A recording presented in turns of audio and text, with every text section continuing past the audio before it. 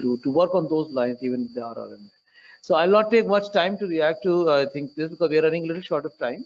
So let me now invite Poonia, uh, Mr. Varun Singh Poonia, who is industry advisor, Petrochemical, DCPC, Ministry of Chemicals, and he will be speaking to us on petrochemicals and regulations. Most welcome.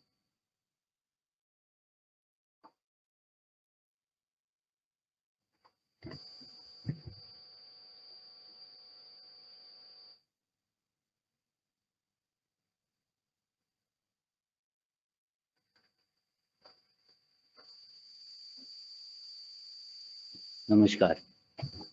Thank you, Anupam ji, uh, my colleague Vishal ji, and all the present ladies and gentlemen. मैं industry के बारे में क्या बात करूँ, मुझसे ज़्यादा veteran लोग मेरे सामने बैठे हैं ऑलरेडी इंडस्ट्री से. तो बेसिकली मैं ज़्यादातर कवर जो है already many things has been already covered by the Vishal Chaudhary, and he beautifully presented the chemical industry overview. Some of the slides are maybe coming in also in my presentation. So I will broadly talk about the petrochemical industry and the overview of the industry, which has hugely impacted the daily life. So Vishal Chaudhary is rightly said, from the toothpaste to the coffee in the evening, everything is covered by the chemical industry. And the petrochemical industry is the part of the chemical industry, the generation of the chemical, which is majorly based on crude oil and natural gas.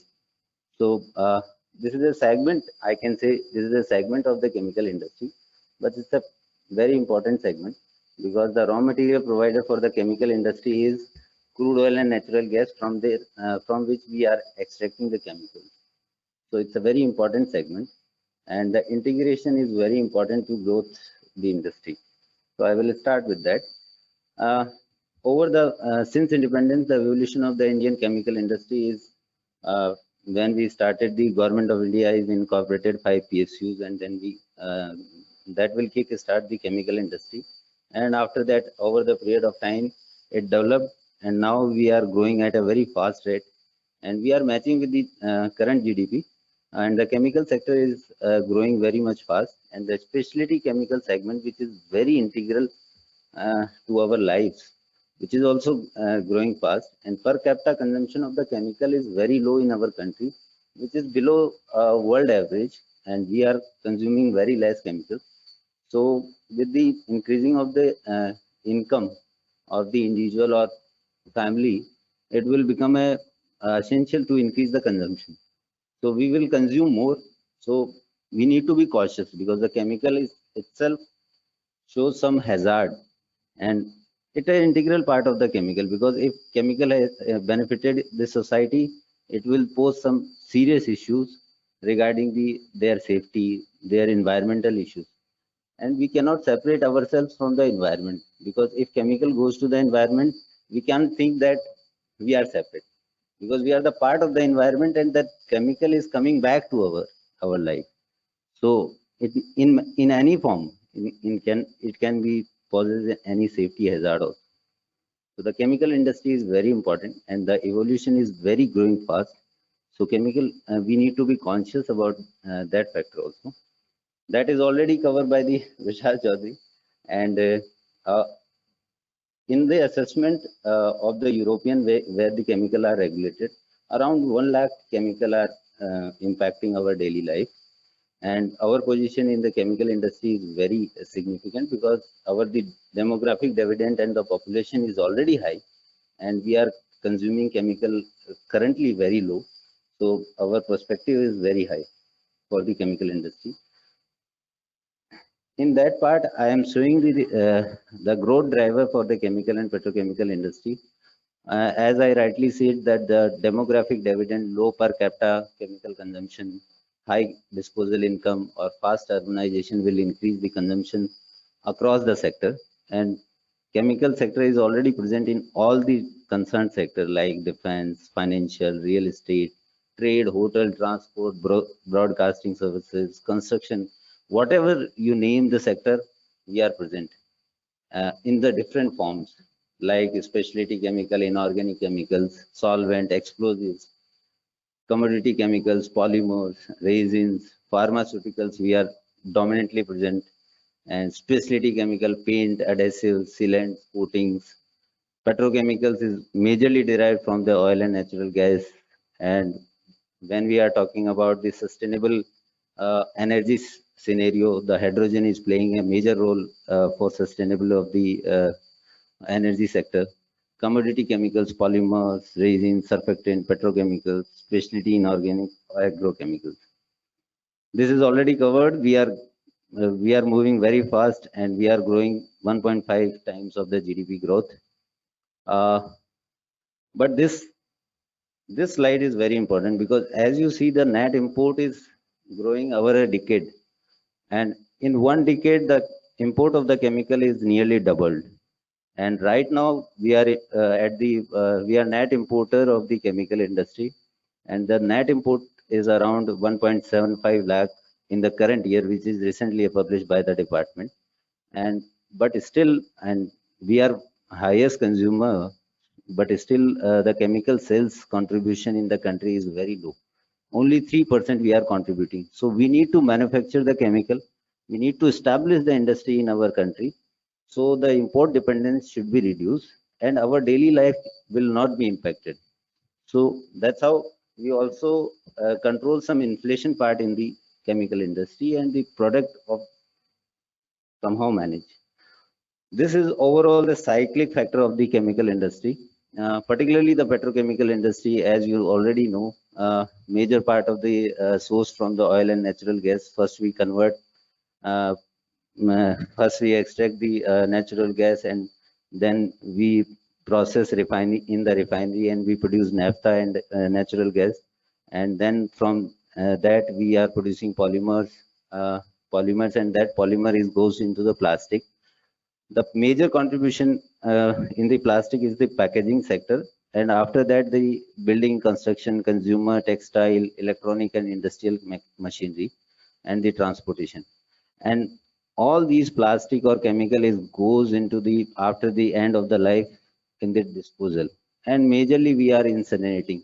We need to capitalize that, because the when we lost the material, we are losing the economy. So we need to recycle uh, all these factors, and we need to stop the landfill when we are landfilling the plastic and chemicals.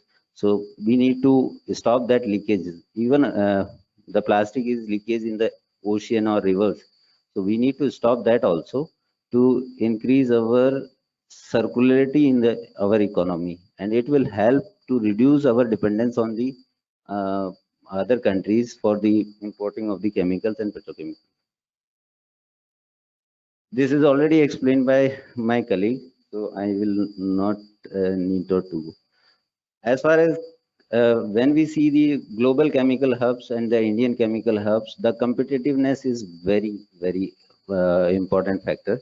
India is not competitive in comparison to global chemical hubs. We need to improve our effectiveness. Economics of scale will only achieve after the clusterization of the major chemical manufacturing hubs, as already mentioned by Vishal Chaudhary, that the chemical hubs should be clusterized with a plug and play facility to improve our economics of scale to produce the quality product in the very less amount of money. These are projects which are under implementation in the various public sector or private companies, and majorly in the petrochemicals, and they are very positive for this implementation, and they are earning a good amount of return of investment. These are already announced project. Around $1.107 billion investment is already in the announcement stage, and various stages of the approval. The government of India is taking various initiatives to change the import dependence to Atmanirbhar. So we are having the skill development programs, new codes on the wages, which will improve the economics of the scale for the production of the chemicals. A scheme of the setting of the plastic park, which is basically the infrastructure development for the plastic industry. national infrastructure pipeline scheme for setting of mega textile park, which would indirectly affect our industry because the major raw material for the textile is the chemical and petrochemical industry. We are also proposing new HS codes for the better trade intelligence. Advisory forum is already talked about. We are also working on the reduction of the basic custom duty on the raw material, which is essential for the manufacturing of the chemicals and petrochemicals. We are making mandatory BIS standard because the quality of the product is essential because we are using daily life. Because if we see around, everything is chemical. If you touch your phone, it's made of the plastic. If you see, every electronic part is made of the chemical, silicon and other chemicals. So if you see the ingredient in the chemical, which is additive in any form, additives for improving their properties, but that additive is leaking in the environment, and we need to think about the safer and alternative chemical which will not leak in the environment and which will not impact our daily life, because somehow these chemicals will impact our nervous system as well as our hormonal system of the body. So we need to analyze these chemicals to understand their hazardous properties, and we need to also see that what kind of the additives is used in the our daily products, because we are di directly or indirectly contact with all chemicals, irrespective we know or we don't know with that. So government of India is making BIS standard mandatory for particularly for the products category, so that that product is itself safe use for the society. So that's how we are improving our system, and still we are examining some other issues also. The production link incentive scheme for the other manufacturing sector will directly impact our industry, and it will increase the demand for polymers, resin, fibers, APIs, bulk chemicals, paints, pigment, and food additives. Uh, this is the major petrochemical value chain. Department is initiating exercise for understand the demand and supply gap for the next 15 to 20 years till 2040, particularly for the petrochemical. So in these, around 54 products is covered, and we are analyzing that what is going to the next 15 to 20 years scenario in the our sector. So basically, as we see that we are per capita polymer consumption is very low as compared to world average. We are at the 12 kg. World is around 37 kg, and the leading economy like US and China is very high as compared to our country. So the demand is going to grow, and our trade balance is also in the negative because the intermediate end products are we are majorly importing. Uh, our, the building blocks, our situation is very good because ethylene and propylene already 11 cracker is already established, but we need one cracker all in the next 1.5 year every year till 2040 to meet our demand. So in the demand supply projection, currently we have the capacity, but in the next coming years, there is a huge shortage to meet their petrochemical demand. So we need the building blocks, ethylene and propylene to meet our demand, and feedstock is expected to be from various sources. Conventionally, it comes from naphtha gas, but we need to analyze the potential feedstock like crude to chemical technology, coal gasification, that is already under the coal ministry, which is examining the 4 pilot project for the coal gasification technology. Kerosene, gas oil, LPG from refinery. These are the important feedstock, and we need to capitalize that. And import of these feedstock will call for the requirement of additional infrastructure in port terminals and transportation. And that's our sector is capital intensive sector. So we need to invest in the infrastructure to develop the facility so that the industry economics can be viable. So particularly we need the ethylene and propylene, and for that we need one cracker in 1.5 year approximately. So currently we are at 11 crackers and 7 PX-PTA plants, and we need 2 additional crackers till 2025. Still, some projects are under implementation. If that projects are implementation, we can be meet the our demand supply gap. In 2030, 2 additional cracker and 1 world scale PX-PTA plant is required, and 2040, 7 additional work cracker and 2 additional plant is required. So, if you average it out, 1.5 year, one cracker is already required in the sector. Department is actively contributing to achieve this. We are developing the infrastructure ecosystem by creating the PCPR and plastic park. We are making BIS standard and QCO. We are awarding the Petrochemical Award for the R&D activities. Ease of doing business is already done by the Government of India. Research and development through Center of Excellence is providing. And we are also rationalizing the custom duty and other tariffs. If we see the Indian petrochemical demand is growing exponentially in the last 2 decades, and its growth momentum is expected to continue for the next 2 decades. As we see, we are shifting from the fuel to electric vehicles, and in next 15 to 20 years, that demand for the fuel may be reduced after 2035. So the petrochemical demand will rise, and we need to see that what the refining capacity is going where. So the best alternative is when we were producing the petrochemicals, and value addition is also high as compared to fuel.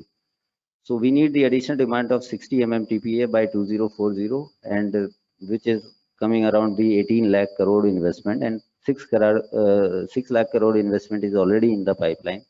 So significant infrastructure is required for the ports, pipeline, storage tank, transport network, as well as utility services to accelerate the capacity building by the industry. And the building capacities in the specialty petrochemical joint venture option can be considered, which is already mentioned by Vishal. So it's the right time to invest in India, and we need to achieve that vision.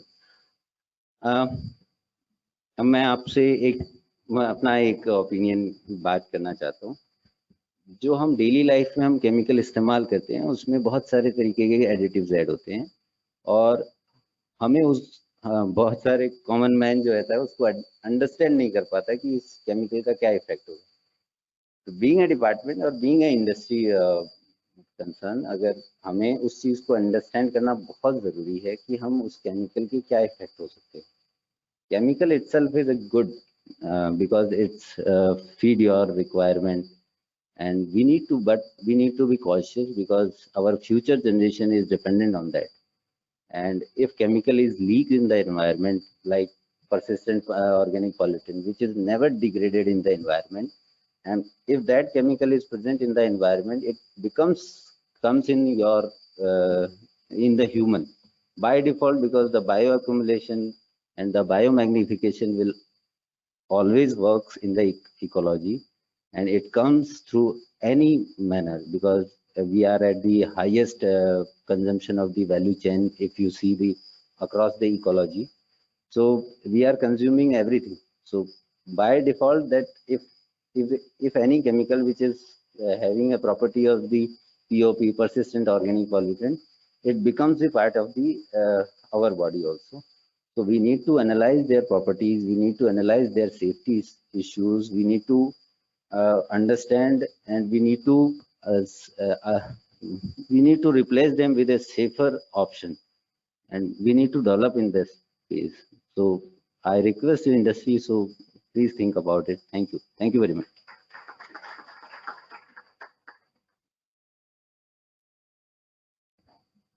Thank you, Varunji. That was a wonderful overview of the petrochemical sector and the initiatives that are being taken by the Government of India.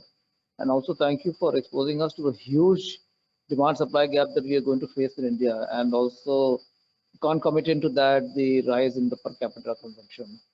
of plastics and other petrochemicals, which and with your advisory on being conscious and cautious about use of petrochemicals in our daily lives. I think one of the purposes of having regulations like REACH, for example, and to conduct those studies, the GLP studies, for example, which become the basis for those declarations, is essentially this: to understand the chemical, look at its the hazards, both in terms of toxicity and carcinogenicity, and then to look at the substitutes. That's what the government should be doing. So thank you for highlighting all those. And I think both presentations have been so useful, and I'll really request, if you permit, you would like to host them on the RRMA website in due course of time. Of course, if you want to edit them, we can do that later. But it will be very useful for general information to professionals and to the public as well. So with that, now let me invite Mr. Vaibhav Diwan, who is also a governing council member of RRMA and one of the experts on international regulations. He's based out of Sweden, and we will be hearing from him about all the developments taking place at the international level on chemicals regulations. Thank you.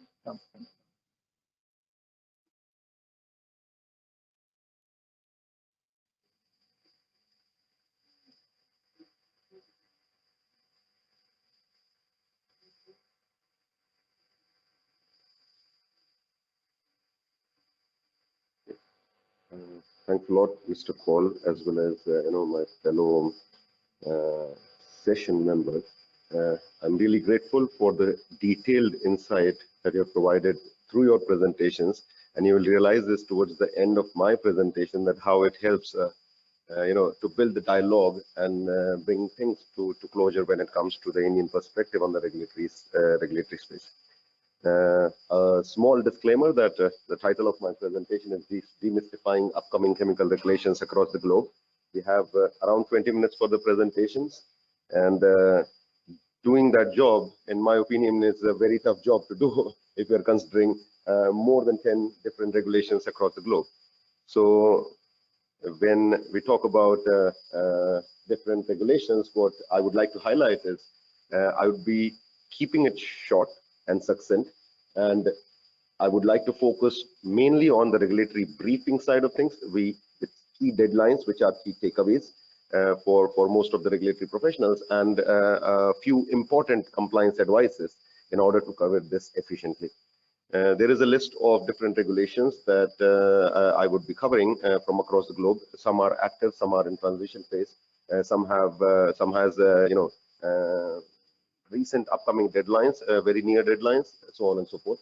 And towards the end, we would like to emphasize or cover on the Indian chemicals management and safety rules, more from the perspective of, again, as Dr. Vishal and Mr. Poonia emphasized, more from the perspective of why that regulation might be required. And another disclaimer is that that could be one perspective, on the reasoning of why a regulation is required. That doesn't mean that that's the only perspective and required for the decision making, but obviously there are different perspectives to things. So quickly moving ahead on this map, what you see is basically a global regulatory map from across different countries and continents of the countries where either a chemical regulation exists and it's being implemented, or it's in transition state, or there is no development at all. This slide in itself is quite I would say encouraging and daunting at the same time, that this is how the world is progressing when it comes to regulations, and it gives a very different perspective about what we are looking forward to in future, and especially from the industry perspective, what regulatory challenges you are looking forward to if you are exporting to multiple different destinations across the globe. Starting with the EU, we have a few different developments in the EU which are ongoing and upcoming, starting with the substances of concerns and articles and the HDSC assessment process itself, which basically, in short, ensures that there are no substances of concerns in articles, and if there are some, then they need to be notified. And if you're dealing with articles, then this is something that is of very high importance to you while exporting these articles in the EU to follow the list from the database as well as do the notification in timely manner. Then we have something called poison center notification. This is primarily under the CLP regulation part of things, and from 1st January 2021 onwards, consumers or professional use mixtures, they need to have a UP number in order to place the chemical into the market, and this notification is highly recommended. And for industrial use, which is the upcoming deadline, is going to be in 2024. I would like to request all of you to keep a note of, a brief note of all the deadlines, because we'll close towards a good summary on, why these deadlines matter in retro perspective. In EU, obviously, we have REACH and, the CLP regulation, and there are proposals which are either in discussion right now or are upcoming. Under the REACH, we have general restriction proposal for PFAS is expected in January 2023, and under CLP there is a proposal for new hazard class being added to the CLP, which is being discussed and is under consultation. An overarching way, as we have discussed in the past or earlier presentations, that it has been almost now 15 years for REACH, right? And there are some niche objectives that we are trying to achieve there, but there are overarching objectives as well, with the global, what we say is the global perspective of it, and overarching purpose and goal. So that's where the chemical strategy for sustainability comes into role. And over the following months, there will be several key proposals under the strategy that will be presented by the Commission, and this will initiate negotiations with the European Parliament and the union member states on different angles. So amendments in EU REACH, CLP regulation, cosmetic product regulation, chemical legislation to improve access for the data of safety assessment, and revision of product specific legislation on labeling in specifically detergent and fertilizing product regulations. When we come to K-REACH, obviously the regulation has been implemented since 2019, and the key things that we are looking forward now is new substance registration more than 1 ton per annum, and that is not listed in the KECL inventory, whereas existing substances over 1,000 tons per annum and the priority existing substances that they require registration prior to placing in the Korean market. In terms of deadline, the first one that we are looking forward to is the MSDS 400 to 1,000 tons per annum in January 16, 2023. In terms of registration for the same tonnage band, the deadline is in 31st of December 2024. And obviously there would be preceding deadlines in the coming years, depending on the different tonnage bands. When we talk about Turkey REACH, I think this is for the industry a very hot topic right now. A lot of people placing chemicals in this market due to the fact that there is no tonnage specific deadline in Turkey, although there is only one deadline in 2023 December for all tonnage bands to complete all the registrations. So right now, I believe the most important aspect in Turkey REACH is the LR process is ongoing, and it can take significantly long time depending upon various different scenarios to complete that process and finish your registration in time. So I would humbly request, if you haven't started that process yet, then you do so, because time flies, and we have just over a year left towards this deadline. For submission of registration dossier, obviously, as it's also an adaptation in a large way possible from EU REACH, there is chemical safety assessment, SDS, and test proposals. And after post-registration, you would have to keep all information up to date, and evaluation communication will start, and the permit for application, if needed, would be granted. This is the flow chart. I will not go too much in detail, but I would like you to focus on the right-hand side flow chart. So if you're new to this, this is how we suggest that you can take away forward. How does it work is, if you're exporting to Turkey, then you need to pre-register. If you haven't pre-registered, you cannot participate in the LR process. Obviously, you cannot go further in that regulatory process.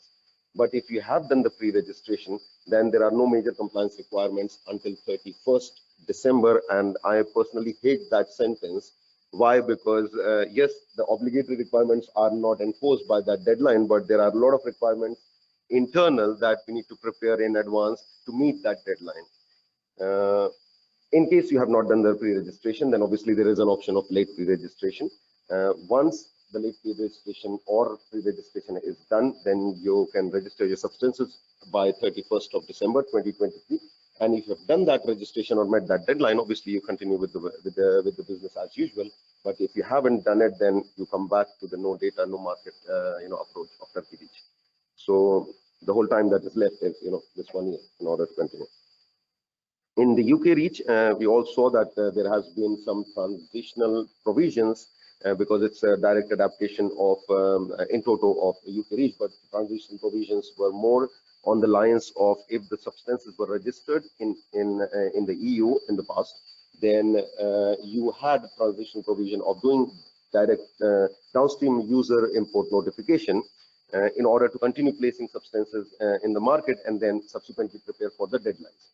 Two important things here to mark is, in addition to that, there are tonnage specific deadlines and notification possibility. Two important things here to note is the downstream user import notification is still possible to do in case you would like to do that and you have missed it.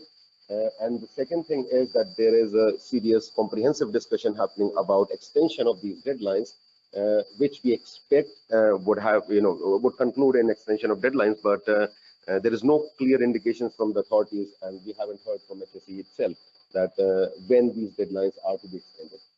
But until then, these are the deadlines that you have to follow. The first one starting on 28th of October 2023, subsequently following a 2-year gap for the next deadlines to 2025 and 2027.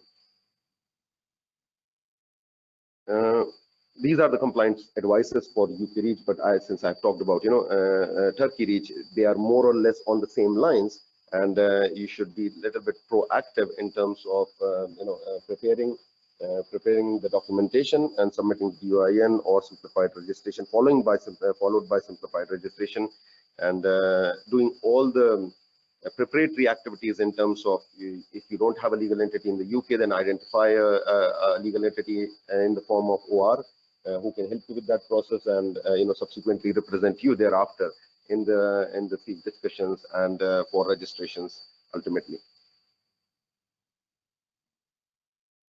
In Australia, we have Australian Industrial Chemical Introduction Scheme. So this is the previous version to that was NICNAS, and now it has been updated.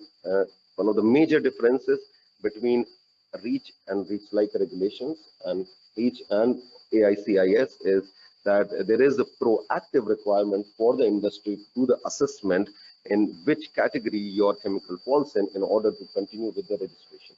Obviously, there is an inventory approach to it, so on and so forth, but that's a proactive assessment requirement that AICIS has been enforced in general, which was usually taken care of in the pre-registration phase or the registration phases in other countries.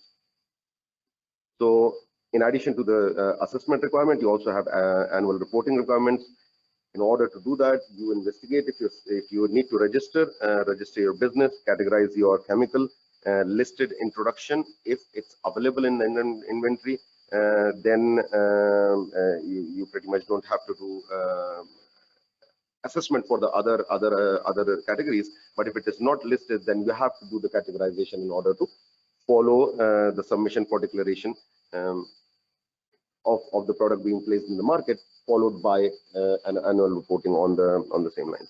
Annual reporting timeline for Australia on yearly basis is 1st of August to 30th of November 2022. This is ongoing right now, but it more or less follows the yearly approach in the next year onwards as well. Another important thing is transitioning to the GHS 7 version, which will happen from 1st January 2023. And I believe from the industry perspective, it's very clear that this is a very important mandatory deadline, the first one that we are going to face, in addition to other things, for updating all the information that we have according to GHS version 7, if you are dealing with the Australian market. When we talk about Taiwan Toxic Chemicals and Concerned Substances Control Act, TCCSCA, the phase 1 registration is required for 100 plus kg of existing chemical substances within 6 months of placing into the market. The priority existing chemicals, a standard registration process. The deadline for first batch of PEC substances, which is around 106 substances in quantities more than 1 ton per annum, is 2024, irrespective of the volume. New chemical substances, they need to be registered 90 days before importing or manufacturing, and annual reporting happens from 1st of April to September 30th, which, if you have realized, is a rather longer timeline in order to do the reporting compared to the AICIS part.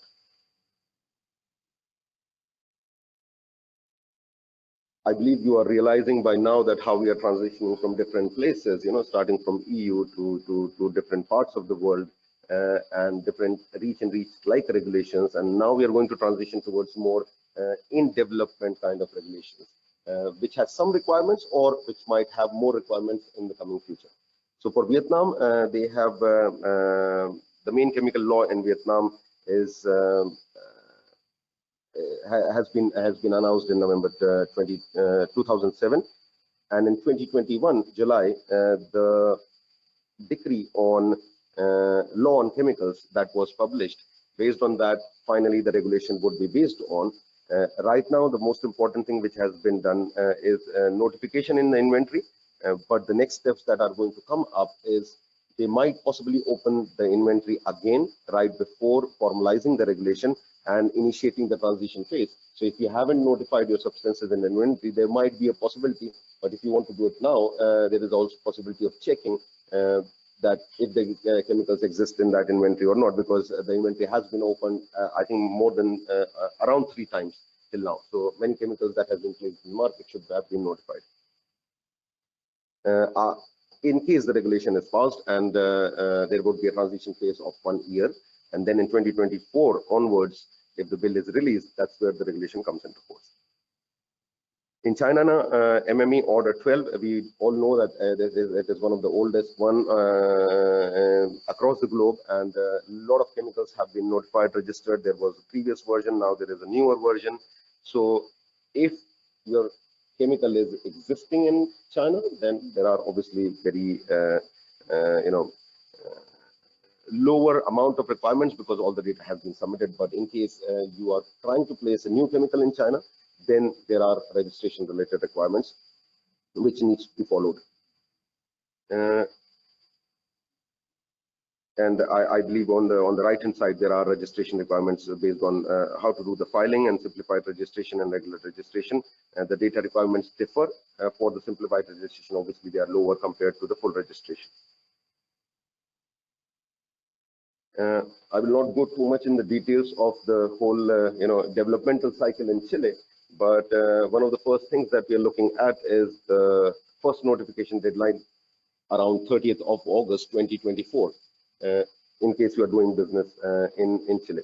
GHS version 7 is mandatory, and the scope is like other regulations, manufacturers, importers more than 1 ton per year, and the updates would be made every 2 years, not every year in that case. And in case there is a business opportunity in Chile, then I would strongly suggest you to have a look in detail in order to what to prepare for this notification cycle in first notification cycle in 30th of August 2024.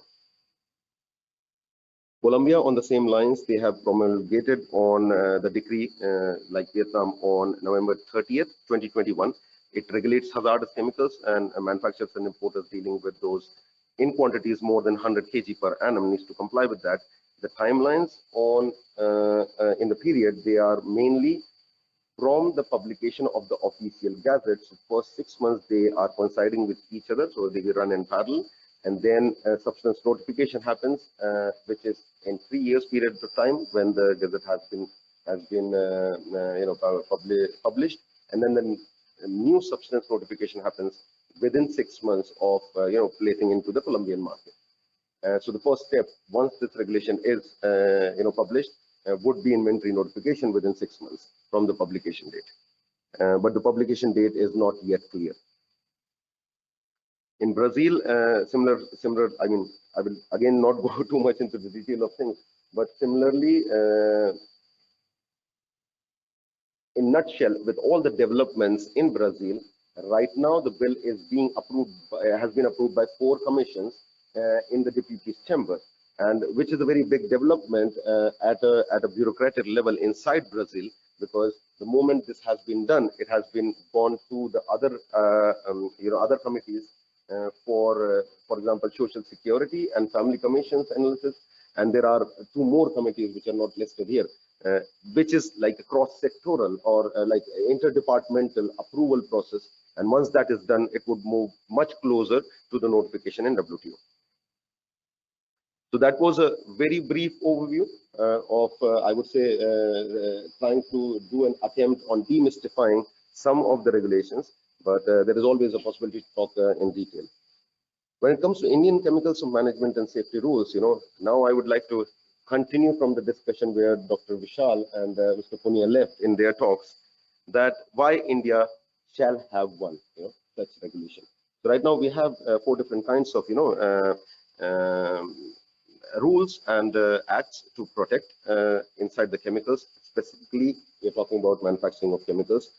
But the key point here is, in total, the amount of chemicals that are being placed in the market based on the regulations that we have, and I'm excluding the conventions that you have mentioned in the past, so those numbers are not accounted for in here. But only 2,000 unique substances are covered by these regulations, which is a rather small number for a size of economy of India, when we are the 6th largest manufacturer across the globe in the chemicals field. When it comes to chemical safety, existing regulatory focus is on expense and prevention, safe transport, worker exposure, and acute impacts. So this is where we transition about what all other considerations needs to be taken care in. Existing regulations, where they don't have a focus on, is exposure to the general population. It goes back to the point that we have discussed in the previous presentation effect. Chronic effects on chemicals to human, impacts of chemicals on the environmental side of things, water bodies, soil, air, and adapting, obviously, an harmonized system for classification, labeling, and packaging, which is not covered right now into the acts that we have talked. There are multiple different inventories, and I don't want you to go in too much detail of what does it mean and what all numbers are presented there. But the key message there is that there are different inventories across the globe which has categorized different types of chemicals based on their hazardous properties, and we know based on the scientific data what all harmful effects these chemicals have. And these are some of the numbers. So, for example, we know a lot of information for about, let's say, around 85,000 chemicals from these inventories, which are categorized in different manners. This is possibly one of the most important slides, and I would like everyone's attention here. When we talked about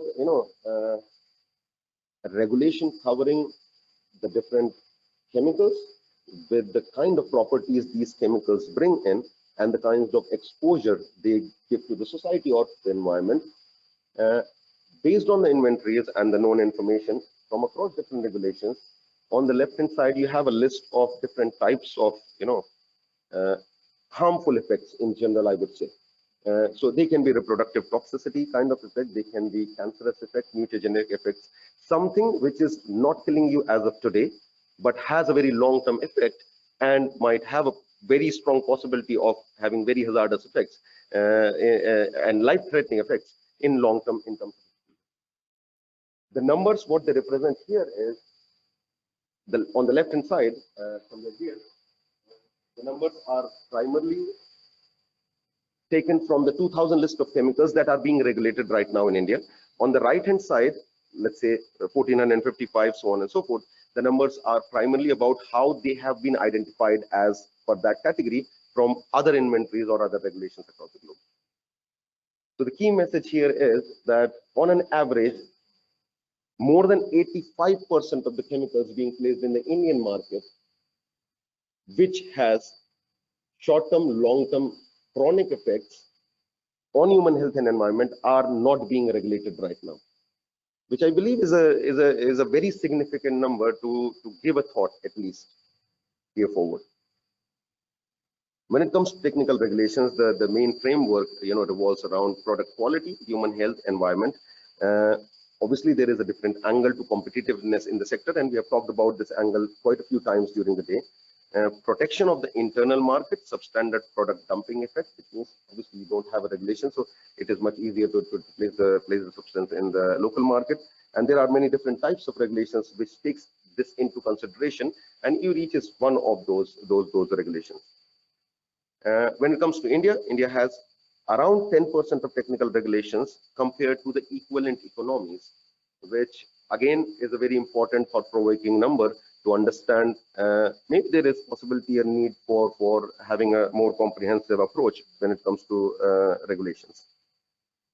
This again, one of the last slides in terms of numbers, that when it comes to the trade impact, 63% of the total Indian chemicals exports are subjected to REACH like regulatory compliances, because when they are being placed into countries, they have a regulation. 61% of unregulated imports from the same set of countries which has a REACH like regulation is being placed back into the Indian market in terms of import. So if we talk about the net value, there is a 37% deficit which we are facing by not having the regulation in place. This is a brief slide about what the draft Indian Chemicals Management Safety Rules say, and it tries to cover all the things and the concerns that we have talked about. In addition to that, it is not a direct adaptation of a REACH or a similar regulation, but a comprehensive and a thoughtful adaptation as per the Indian geography and Indian industry and different kinds of stakeholders, and as well as the decision-making process, implementation process, because that differs very much compared to any sizable economy when we talk about India. So in short, Indian Chemicals Management and Safety Rules, they are addressing substances and mixtures, substances and articles and intermediates.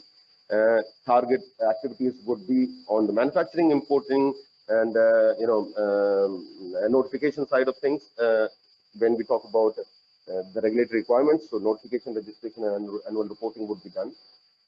Key activities to start ahead of time, and there is a reason for these suggestions, is because the timeline that are mentioned at present in the current draft regulation is around of 18 months, in which 1 year is the transition phase, and only 6 months is for submitting the notification as well as doing the registration for the Schedule 2 substances, which contains around 750 chemicals. And that's one of the primary differences from the European REACH perspective, that not every chemical in India REACH, aka or ICMSR, would go for registration. Rather than that, everything would be notified with exposure information or like hazard information, hazard classification information correctly. And only the priority chemicals which has been identified as having some chronic properties in different categories from the other inventories, they are being adapted, and then they would be subject to registration, comprehensive registration process. Obviously, that list is dynamic and it would evolve with time, so it's an important thing to keep an eye on that. But this is how it would go ahead, and it has very different requirements when it comes to authorized representative appointments. So that is also something recommended for you to have a look, because it's not a direct parallel of an OR. I came back to the same slide. I would leave you with a good thought here that this is what the world looks like in the regulatory landscape right now, and I think we are with such kind of events or first events, we are trying to push the dialogue to have this picture in mind, how to go forward more comprehensively, more collectively in a unified way forward. When it comes to, asking for some information or advice, so I try to demystify as much as I could, but if something has been not demystified or you obviously have a lot of questions, then all my presentation and everything that I presented today, it was, I'm thankful to the regulatory research team who has prepared all this information for me to be able to present here. But the information comes from a database called gpcgateway.com, which is a regulatory intelligence portal. It's a free portal, and it has information for all these countries, and I think the total number is more than 42. So the global regulatory map, which we saw in the previous slide, which has either a regulation or it's upcoming, it's covered on the database. which has all this information. So if there are questions left for which are not demystified, I would suggest you to visit the website and have a look. There are some key numbers here, and the regulatory handbook that you would be receiving as a package today, it is also co-powered by this platform, wherein you can make a free account and access all this information to have a comprehensive understanding of what's happening across the globe. These are some key deadlines that are going to come up. If you want, you can have a screenshot of it, but the most important message is that keep an eye on the parallel deadlines or close by deadlines, because that's where the challenge starts, right? Thank you. Thanks for your time, and thanks for listening. Yeah, so let me finish this. Yeah, so I think that was again a wonderful presentation. I think we really went on a world tour to understand the kind of regulations that are coming up on chemicals all over the world. And some of the countries are very important to India as trade partners. So we really need to look at that in terms of understanding deadlines that we need to meet and the action that we need to take. And of course, you also touched upon web of the what India need to do. So that is a matter which is under discussion in any case. And I think we need not overemphasize on that, but I think we are quite conscious on that. So hopefully we will be working in the right direction. So the only worry that we have now is that we have really overshot time. And everybody is extremely hungry. I'm sure I am, for sure. So we are at 2:30 instead of 2 o'clock. But I think since we have some very good eminent speakers on the days, and I'm sure there would be some questions that would be appearing in the mind. So let's have just a couple of questions, and then the rest perhaps we can pester our speakers during the lunch hour. So in case there are any questions anybody would like to ask the panelists here, most welcome.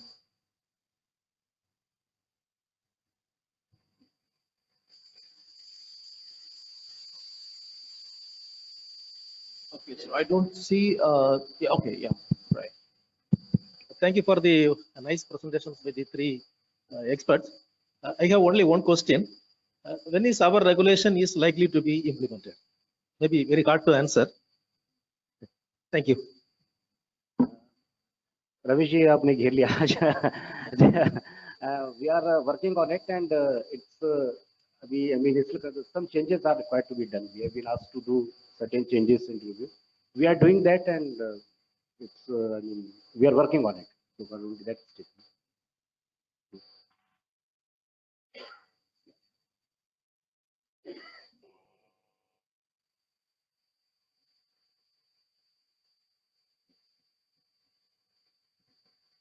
Hello. I would like to thank panel for a wonderful presentation and overview about all the regulatory changes which is happening. Just wanted, in addition to the question which asked by my friend while ago, is there a possibility to have some kind of clarity on what kind of a data generation would be needed, like we have for EU reach, whenever it comes into? Because there is a lot of dilemma and confusion what data is to be generated, how it can be generated, because that's how industry can also come up with a plan, and all CROs in India can also cope up the requirement. Very good question, ma'am. Actually, we are planning to hold stakeholder consultations. As in the morning also, our respective secretary sir has briefed. We are planning to hold stakeholder consultations. We'll be taking the views of industry, what they want actually. And we will be having all the concerned stakeholders on the same board. Then we'll be deciding the format, and whatever changes we have been asked to do, to review, we'll be doing that after taking the views of industry as well as what is the best practices being followed in the other countries. Yeah, but I think what we can say is it won't certainly be more than what the EU reach is wanting, that data. So I think that is the outside limit, and whatever regulation comes up in India should be certainly within that those limits. Yeah, my basic question is that how do you really, as far as regulations are concerned, how do you get the latest regulations in place? For example, in electric vehicles, we are seeing a lot of evolvements take place, and on daily basis, a lot of new things are coming up. For example, in batteries, in their physical formats, etc. Regarding the chemicals, etc. and no one is sure about how exactly things are going to move in the future. Same is the case with other electronic devices also which are coming into the market, etc. For example, 5G, etc. So how do you equipment, etc. So how do you make sure that these things are latest, so that regulations are for the long term and not just on ad hoc basis? Thanks very much. So I think, I mentioned about something which is called a good regulatory practice that actually requires looking at parallel regulations globally and looking also at technology development. And as Vishalji said, there is always, and it's a mandatory requirement now to have stakeholder consultation. So that ensures that whatever regulation is coming up will be based on the latest technologies available and will also be, at par with what is happening at the global level. So I think that is not a real concern as far as India is concerned. I think whatever regulations have come up so far, we have not lacked in terms of technology or in terms of dating of, so the practices. So that is not really a concern. It's more a matter of, getting the concerns of the different sectors in place and addressing them.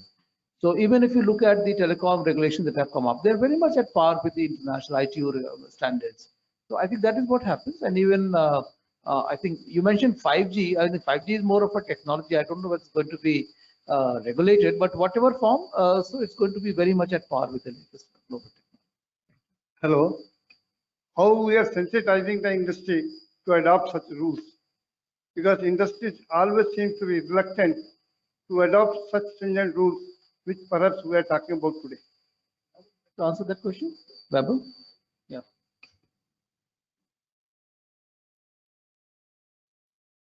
I would say that's a very valid question for this forum, because that's one of the purpose of RRMA as well, to do such kind of capacity building as well as training related information or outreach efforts for the industry, so that the industry is aware about not just the obligatory side of things, not just the mandatory side of things, but the beneficial side of things and the opportunity side of things as well. So at least I can say in the capacity of, from RRMA, that we would have a lot of outreach efforts, including training sessions and, information out for the industry, as well as answering the industry concerns and representing those concerns. So that's at least our take on or strategy on making sure that industry is aware. I hope I answered your question. Yeah, and one of the purposes of setting up this body RRMA is precisely this. That's what we have been emphasizing, that we will come up with a lot of capacity building, training, awareness building, so that information to you is always available and you can avail of those. So we'll please look out for the announcements from our side. We will also have our own outreach, but do look at our website, and very shortly we'll be announcing the training programs and the master classes. Thank you. Sir, good afternoon. Sir, I need your focus on DDT, a regulated substance. Like you explained, DDT is majorly going to Africa for malaria kind of. DDT is banned worldwide, and it should not be used because it has carcinogenic effect and also ozone depleting. But why it is allowed widely in India in all the farm fields? Just I would like to inform you that DDT has been prohibited for any other use since 1987. It is only allowed for public health control program, that is malaria control program. And as of now, still date, even the Scientific Advisory Board of the Stockholm Convention is not able to prove that there is any molecule which is equally effective than as DDT for malaria control program. And South African nations, they requested the Stockholm Convention ki please don't ban DDT, please allow us to procure DDT, because it is the malaria is killing more patients than the harmful effects of DDT. So to control the malaria outbreak, the DDT is the most effective molecule till date, and it is allowed for a specific exemption. In the Stockholm Convention, it is listed in Annexure B, Annexure 2, which states restriction. It is only specifically exempted for the use of public health program, and that is malaria control. Nowhere in the across the globe it is being used in the agriculture crop. And also the PSU which is producing, it ensures, it declares even a grams, kilogram quantity, whatever they are produced, it is sent to Ministry of Health. It is the ministry to ministry procurement. They are not authorized to sell anywhere outside. HIL on its own cannot sell the DDT in outside market. They have to give it to malaria control program of Ministry of Health. They are procuring, and then Ministry of Health is distributing the DDT through the health centers, primary health centers. So DDT is not at all allowed. You have correctly have said. It is not at all allowed. It is prohibited, banned for the agriculture use. But for public health and malaria control program, it is being recommended. It is not that we as a government, India or industry did not ask any concession for that, please allow us to produce. It has been recommended by the Scientific Committee of Stockholm Convention that till such effective alternative is developed, the state parties which intends to use, I am reproducing the statement because I deal with the subject, I remember the exact line. Till the safer alternative is developed, till such time the state parties interested to use or wish to use for their health program, malaria control activities, they are allowed to use DDT. So that is the. Sir, we need to close. Yeah. Sir, that is okay. But if DDT trace is found in agro products, India is also a big exporter of agro products. Yeah, no, it cannot be because it is not, since 1987, it is not at all being used in it. It cannot be found. Many studies have been conducted in the India as well as abroad also by, I mean, foreign bodies also in India. And so far, no case has been found of DDT in the agrochemical field. I think that explanation is good. Yeah, I think that's fine. I think that's very well explained already. I think so that's fine. I think we'll close this session now, and I think just a very small event, that the release of the book you would like to do right now. So are we doing it now? Or?